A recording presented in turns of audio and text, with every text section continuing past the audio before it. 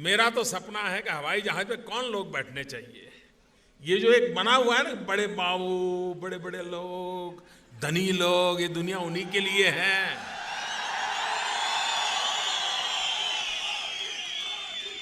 इस देश की जो सुविधाएं अमीरों को प्राप्त हैं, वो मेरे देश के गरीब को भी मिलनी चाहिए।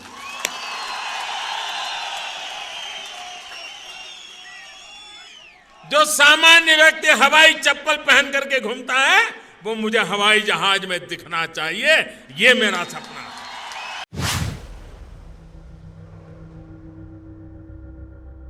इसमें कोई दो राय नहीं कि मोदी जी ने एक बड़ा महत्वाकांक्षी सपना देखा।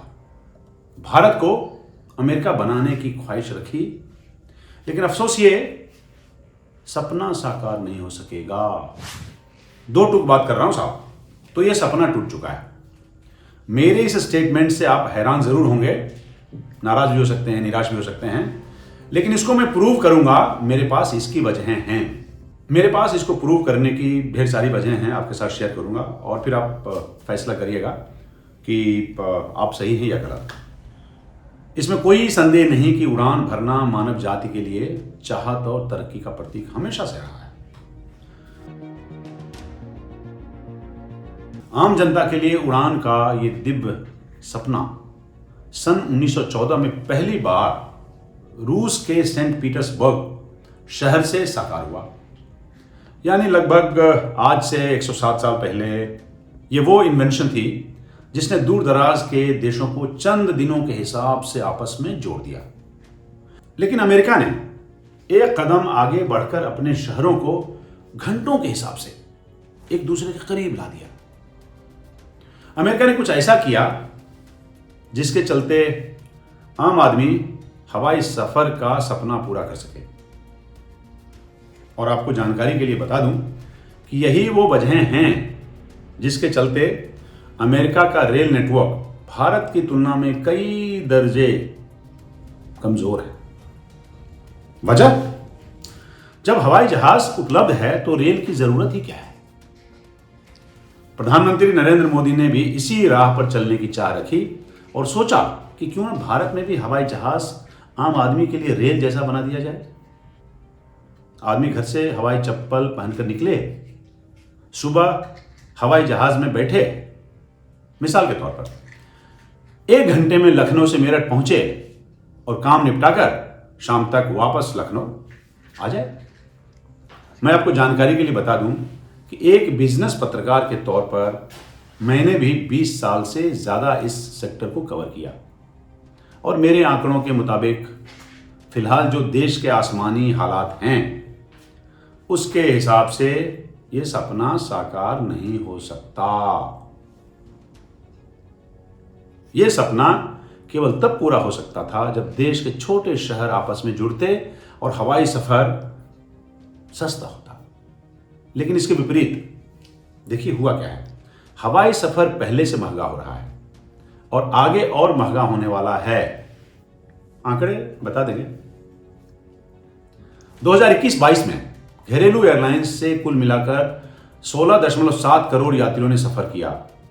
2022-23 में कोरोना खत्म होते होते इन यात्रियों की तादाद बढ़कर 27 करोड़ पहुंच गई। 2023-24 इस साल अप्रैल से सितंबर तक की छमाही में अब तक 8 करोड़ पैसेंजर यात्रा कर चुके हैं। यात्रियों के इस बढ़ते ग्राफ को पहला झटका तब लगा जब अप्रैल 2023 में गो एयर ने ऑपरेशंस बंद करने की घोषणा कर दी। गो एयर का बंद होना पूरी इंडस्ट्री के लिए एक बड़ा नुकसान था। गो एयर के बेड़े में 60 हवाई जहाज थे। हर दिन लगभग 330 उड़ानें भरते थे। इसका मतलब यह हुआ कि हर दिन 60,000 सीटें अलग से ग्राहकों के लिए उपलब्ध थीं। गो एयर के बंद होने से ये सारी सीटें अचानक सिस्टम से गायब हो गई। इसका मतलब रोजाना फिलहाल यात्रियों के लिए 60,000 सीटों की किल्लत है। नतीजतन बाकी एयरलाइंस ने इसका फायदा उठाया, जो अक्सर होता है। निगाह डालिएगा जरा, किराए लगातार बढ़ाने शुरू कर दिए। इसके चलते हवाई सफर आम आदमी की पहुंच से दूर होने लगा है। आपको इन आंकड़ों को ध्यान से देखना चाहिए।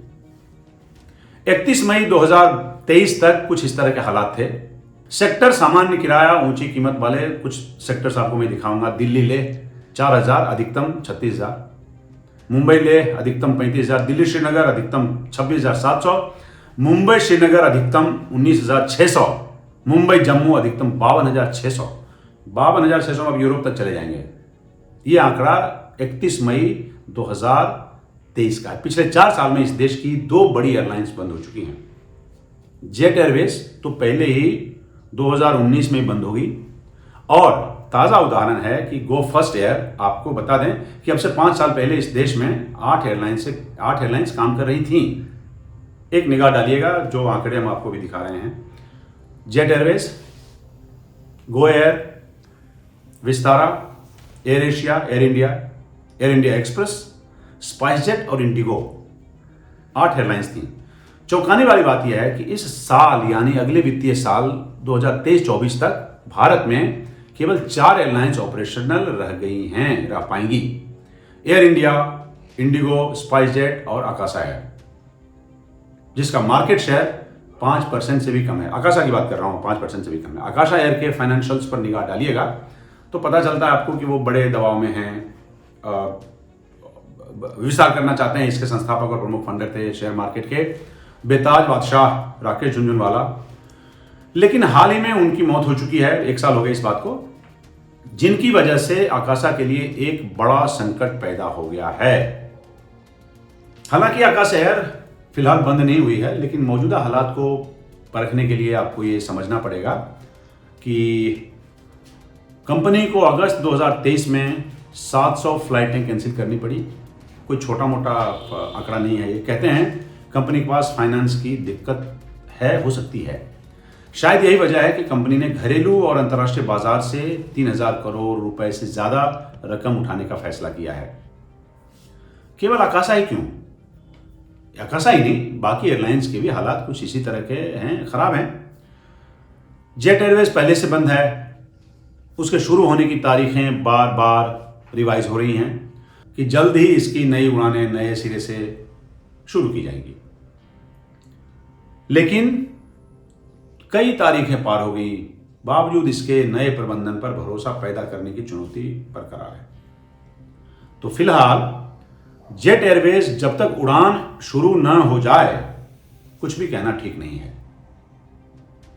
स्पाइस जेट ने इस साल की पहली तिमाही में 205 करोड़ रुपए का प्रॉफिट कमाया, लेकिन कंपनी के मौजूदा हालात ठीक नहीं हैं। कर्मचारियों की सैलरी समय पर नहीं मिल रही है। आप उनसे बात करेंगे तो समझ में आ जाएगा। बार बार फ्लाइटें कैंसिल करनी पड़ रही हैं, और ये दोनों जो लक्षण हैं ये किसी सेहतमंद एयरलाइंस के नहीं हैं। ये लक्षण उसके नहीं है। मेरा मानना है कि स्पाइसजेट की समस्या आगे चलकर और गहरी हो जाएगी तो बहुत आश्चर्य की बात नहीं होगी।